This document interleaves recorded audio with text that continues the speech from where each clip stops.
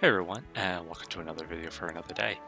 Last we left off, we finally caught up to our father, and then he died. So, yeah, that was the thing. We're going to continue our quest, however, as he told us to. We are going to go to the Castle of Whyt, which hopefully will have our fourth runestone. However, as we get here, and I think our father may have mentioned it, I don't recall, but regardless, the moment we get in here, you'll see, well, not the moment, but basically the Black Flag has already gotten here. And the Soldiers of Whyt, here's one, Warrior of Whyt, sorry, they failed, and they're pretty much all dead. Every single one that you find will essentially disappear the moment you talk to them. I think every single one of them, with the exception of two, will give you a card. One gives you a key that we're going to have to use when we get to that point. And then the other one will tell you the quote-unquote secret of the throne room. And one ends a level, but we'll get to that.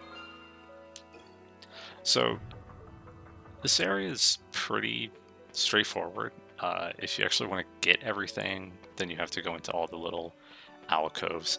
Otherwise, it's kind of just go up the elevator, get the key, go up the next elevator, go straight, and enter the throne room. It's honestly a lot more straightforward than some of the other areas. But the soldiers said that a woman in black was also coming out of the fog that attacked the area. So obviously Helena has been here and kind of wrecked shop. So are we going to beat her to the runestone? Who knows? Are we going to see her in this area? Who knows? We'll find out very soon. We haven't gotten into a battle yet, which is honestly not that surprising. You can get into a battle in that first little area. This is pretty much where most of your battles will happen. And then the room that we're entering and the room completely opposite are required battles. I'm not sure. Yeah, there you go. So I did a little bit of grinding. By the way, I'm just discarding just to get to one card in particular. Yeah, just because I want to give it some experience. And it's literally only good for this room and maybe one other. And I still want to get more experience because I want to get a second one because of where we're going to be going soon. So did some grinding, got some extra cards, got some demon skeletons because I didn't realize it, but all of our independent cards kind of suck. Like, especially, I always think that the Caterpoker is pretty decent, and I don't know, it just didn't seem to be doing enough work. And obviously man traps are terrible at this point in the game. So got a few more demon skeletons, got some land sharks. I feel like there's something else that I got, but I can't remember. And then you may have noticed we transformed our Dragonoid, and now we have a red dragon. The red dragon is one of the most powerful summon cards in the game, and it is fucking awesome. So the things that we're fighting, the one in front is a tiger mage. It's very fragile, but anytime it hits you or anything else, it will heal. And I'm actually surprised it survived that. That's okay. And then the other thing is a kitty trap. It's basically a fire type trap card. I think we actually used one a couple levels back. It has a chance to petrify. It's neat. And we're going to talk to this guy. Activate the switch on the innermost statue. So they're basically telling you there's a hidden switch, but I mean, honestly, it's there's not a chest over there, right? It's just a deck point. Yeah. it is... Oh. It's not hard to figure out, because you just walk around and you look for an exclamation point. So these little bastards, these are mole monsters. They're very fast. They can either petrify you or curse you. I don't remember which. Maybe both. They're very fast, but they're also very fragile. When you use them, they kind of suck. Because all they do is they run around. Please. Hey, it hit him. They're like the sand golem, but instead of being hardy and slow, they're a little more fragile and they're quicker. Also, something that I forgot about when grinding is, you see, Ghost Armor got 200 experience. I completely forgot that magic stones not only give you, obviously, magic to use your cards, that counts as experience. So what it means is Ghost Armor got 200 experience. And then every single card that we currently have in our deck gets 9 points of experience, because we didn't get any magic stones in that fight, pretty much.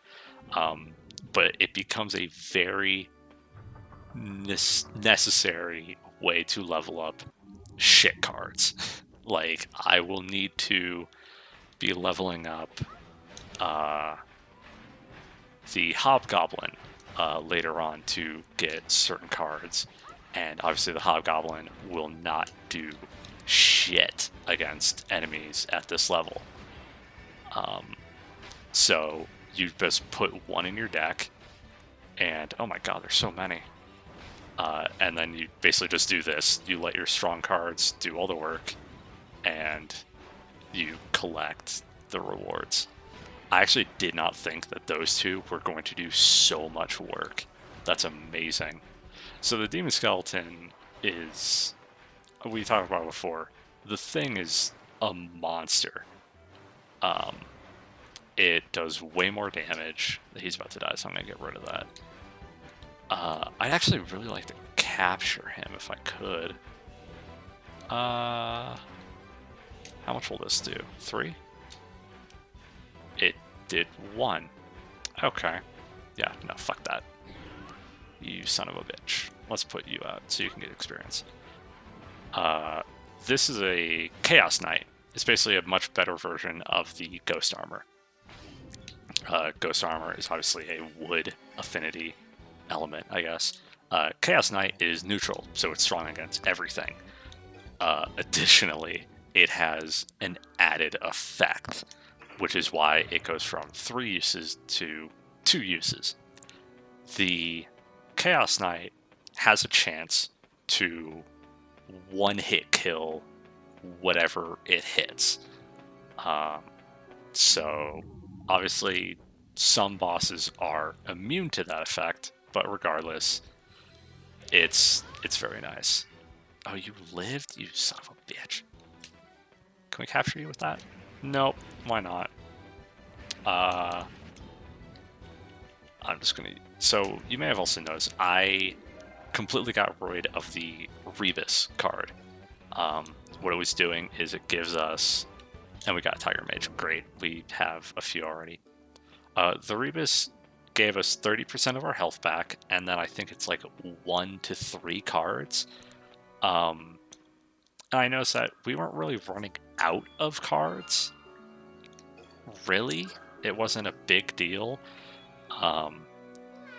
So, got rid of it in exchange for the Fairy, which gives us 50% health. It's cheaper to use, and we need to eventually transform that into something much, much better. So that was our last Fairy. We also got a very good card called Fenrir. Fenrir is basically the wood equivalent of the Ice Golem, except instead of having like a power of 58, which is still huge, its power is like 72. It's gross. So here's a warrior. Talking about the woman in black, Helena, came in, killed everybody. They fought her off, but she took the prince and went to Grenfell Church. Because the runestone is not here. The runestone is in their church. Why it's in their church instead of in their castle, I don't know. But that's where it is. And we got 3 Tiger Mages. Jesus. Okay, so we've got a lot of those now. Great. I said we needed more independent cards, so that's what I get. So we're going to the Fairy House as per usual. Turn in, I guess, our 3 fairies, but we're not going to get anything for a while. What were we at? 57? 57. Yeah, our next reward's at 70. So we have to complete, I think, at least 4 stages. Because one of the upcoming stages, there's no fairies in.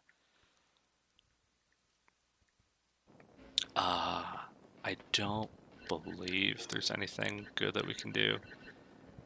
Yeah, the Hobgoblin, it needs 3,000 experience to turn into what I need. It's not even halfway there. The fairy, we want this one, and it's only halfway. So we got rid of that. Obviously, we have a red dragon that can become a zombie dragon, so we can get one.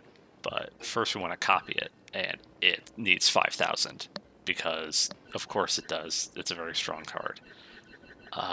Where's our ice golem at? It's almost there. Okay. So honestly, that's about it for this episode. It's a very quick stage. Nothing too bad. Even the quote boss fight, which is 2 ghost armors and a chaos knight. I mean, you saw 2 cards by themselves almost took out the entire, almost finished the entire fight on their own. Granted, Demon Skeleton is very powerful, but regardless, I did not think it was going to do that well. So that's it for now. Next time we do an episode, we're going to go into Grenfell Church and see if we can beat Helena to the next Runestone and rescue the Prince of Light. So thank you guys for watching, and I'll see you next time.